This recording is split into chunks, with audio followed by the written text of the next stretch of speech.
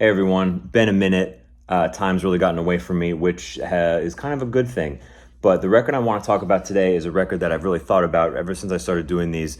Not just for like its impact in sort of the scene at large, and but also sort of its place in my own kind of personal journey and story in like hardcore and punk, and that would be the Indian Summer self-titled 7-inch. Indian Summer, the band, and I think this record in particular are, I think would be fair to say kind of like the quintessential 90s emo, right? Like if you look at even just the packaging, right? It's DIY silkscreen cardstock or cardboard. You look at the the insert and the sleeve itself, it's done in the typewriter style. Even the labels of the vinyl are done in that style. And again, I know I've mentioned this a few times, but you look at the little catalog for Repercussion Records, and it's very similar, right? So this band and this record in particular really check a lot of boxes that would sort of come to be associated with like this style, right? Like longer songs, maybe like loud, quiet, loud parts, dynamics, things like that. Things that would start to be overdone and be mimicked and copied and then become very lame. But when the bands that sort of, like all things, the pioneers, the originators, they were doing something new and interesting. And just to kind of give a little sort of like my personal sort of history with Indian Summer, certainly a band that I learned from the internet. It was a combination of, maybe like there were some, website mentions here and there, like kind of like, DIY type websites. But I think most importantly, it was the net, that Napster period, 2000, 2001. I think it was 2000 it was the summer going into 8th grade when like, I was on Napster, and I was very fortunate to, there were a lot of like Gen Xers who were uploading, their record collection, so I remember like that was where I was downloading Indian Summer songs. That's where I found, Fall Silent, for example. And, back in that time when there wasn't streaming, obviously, and you had to, to make an MP3 of a vinyl record, you had to actually, take the time to hook up your turntable to some recording device. I used to do that, for a while, and you'd have to upload them. So, I discovered Indian Summer, and I really loved them so much, but it was quite some time before I'd actually heard all their songs, because you had to find them on the internet, and then you had to download them with dial-up. And I mean, you want to download a 7-minute Indian Summer song that's like a 192 bit rate or whatever, it'd take like an hour and a half. And I actually used to I had one or two dreams where I had a dream that like an imaginary Indian Summer discography LP came to the mail with me, came to the mail for me, so I was really dying to hear it. So speaking about this record though, I think it's a really important record, obviously.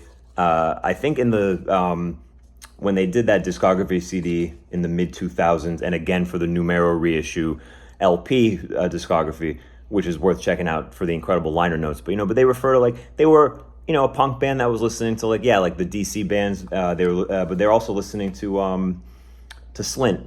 And I think the insert of the discography CD, I remember they refer to a number of times in different interviews and stuff, and in the liner notes, like they would be all the nights that they were fucked up in Oakland, and the needle was dragging along the end of the Slint record, right? So it really, I think, kind of captures that moment in time where like these guys from the Oakland Gilman Street punk scene were combining different influences. Going back to this record in particular, obviously it has I guess the classic song "Angry Sun," which, don't get me wrong, is a great song, but I don't think it's their best song. I don't even think it's their best song on this record. I think that, like I mentioned a few minutes ago, the sort of that the emo scene, or like the E word, it started to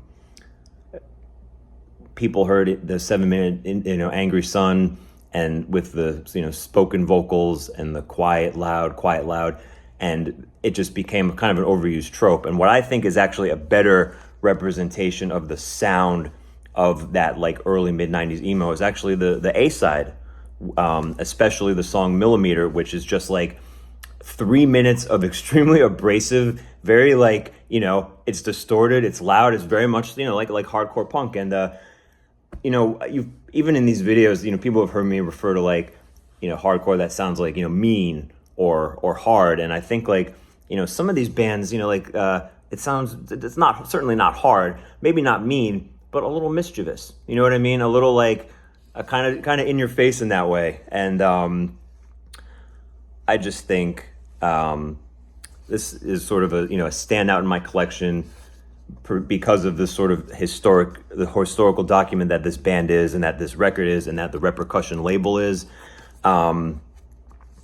It's actually funny because I've had a few different Indian Summer records in my collection that I've traded back in the How's Your Edge vinyl trading days. I had the split with Embassy, and I traded that for the Charles Bronson demo tape, which I think is a very good trade. And then I had the split with Current, which I traded for the Indian Summer Live Blue Universe CD. I'm going to try to get rid of the shadow there.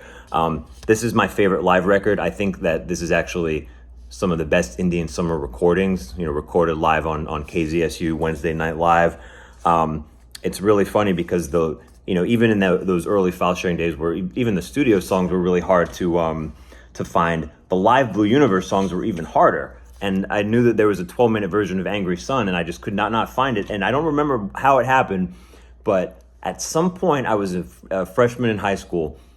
I received in the mail someone from Sweden or Switzerland. I don't know how I got in touch with them. Maybe I emailed them. I don't remember, but I knew that they had Live Blue Universe, and I asked them, could you make a tape? Could you make a tape for me? And I got it in the mail, and I remember I was listening to it in my Walkman, and I was listening to I was halfway through the live version of Angry Sun, and the fucking tape ends because the motherfucker that was recording it, rightly so, wasn't really paying attention, and so then the rest of the song picked up on the B side of the tape, so I didn't, it was like the listening experience was kind of fucked up, but all of that is kind of just the fun of, sort of that sort of certainly pre-streaming, pre-digital, where you really had to track down copies of things, and you made connections with, some random person in Sweden or Switzerland because you had this shared interest, right? I think, this is a great record. I've said to a few of my friends, a lot of my record collection, maybe surprisingly, is bands, of this style, because when I discovered it, I was so into it.